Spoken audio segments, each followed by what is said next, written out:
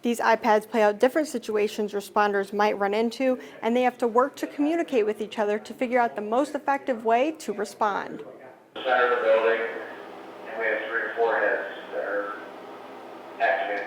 Communication is everything, especially when first responders are dealing with an emergency, when everything is fluid. Firefighters got together in Wood County this week to work on those communication skills, particularly when it comes to crisis situations, something they call blue card training. It's a hazard zone that's been created, and so the big deal is we're trying to organize this and manage it in a fashion that lets the guys do their work, but we can keep track of them, we can keep them safe, and we can keep the citizens that we serve safe.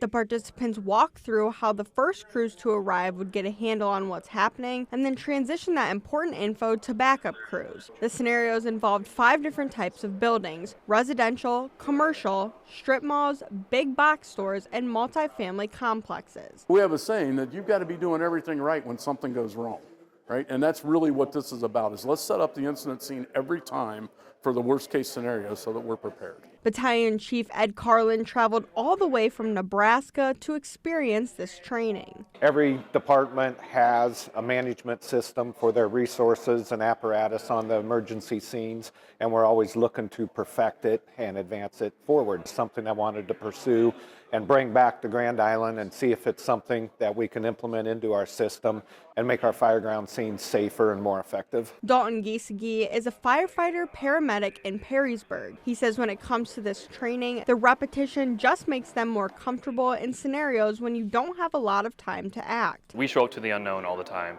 so this kind of gives us a blueprint of we're going to follow this, we're going to step by step process. Obviously, you can venture out of these steps a little bit because no scenario is the same.